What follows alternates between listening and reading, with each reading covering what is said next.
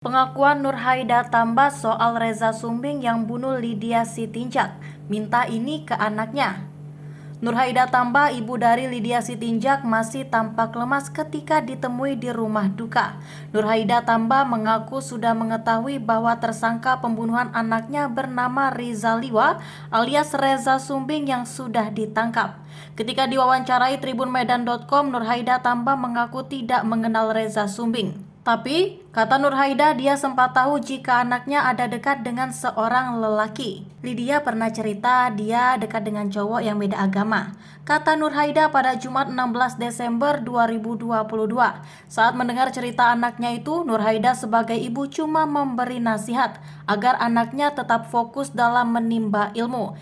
Dia tak ingin anak perempuan satu-satunya terjerembab dan rusak masa depannya hanya karena masalah cinta-cintaan. Sempat dia minta izin cowoknya ini mau dibawa ke rumah.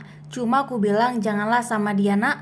Ku bilang awal-awalnya aja baik dia itu. Tapi saat itu dia bilang iya mak, begitu saja. Kata Nurhaida mengenang anak perempuannya tersebut. Disinggung kembali mengenai Reza Sumbing, Nurhaida tegas minta pelaku dihukum seberat-beratnya. Ia meminta pelaku dihukum setimpal dengan perbuatannya yang telah menghabisi nyawa Lydia Sitinjak. Saya akan berjuang agar pelaku dihukum seberat-beratnya, sama seperti apa yang dibuat kepada anak saya, ungkap Nurhaida.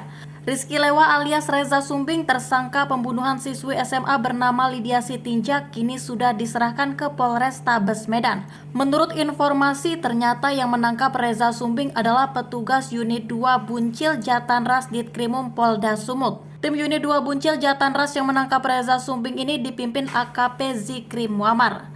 Dari informasi yang diterima tribunmedan.com, adapun motif Reza Sumbing membunuh Lydia Sitinjak karena sakit hati. Reza Sumbing kesal dikatai cacat dan ditolak cintanya oleh korban. Menurut keterangan yang didapat tribunmedan.com di Polda Sumut, pembunuhan terhadap Lydia Sitinjak bermula saat korban berkenalan dengan Reza Sumbing dari media sosial. Setelah berkenalan, keduanya pun berjanji untuk ketemuan. Pelaku dan korban bertemu di Jalan Pasar Kecil Sunggal.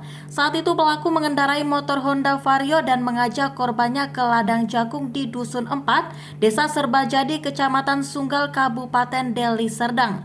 Di sana pelaku dan korban sempat duduk di satu gubuk. Di saat berduaan, pelaku bertanya kepada korban apakah korban mau menerimanya sebagai pacar. Mulanya korban diam saja, lalu pelaku dan korban pindah duduk di bawah pohon jambu. Saat itu pelaku kembali bertanya kepada korban sambil memegang tangan korban, apakah dia mau menjadi pacar pelaku. Spontan, korban menarik tangannya sambil mengatakan kalimat yang membuat pelaku sakit hati. Ketika itu korban menyebut bahwa pelaku cacat dan sumbing, hingga dirinya tak mau menjadi pacar pelaku. Bahkan korban menyebut pelaku bicara saja tidak bisa normal.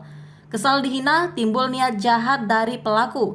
Ia kemudian menarik tali di jaketnya lalu menjerat leher korban hingga tak bernyawa. Melihat korbannya tewas, pelaku panik. Ia kemudian membuang jenazah korban ke dalam sumur tua di sekitar ladang jagung.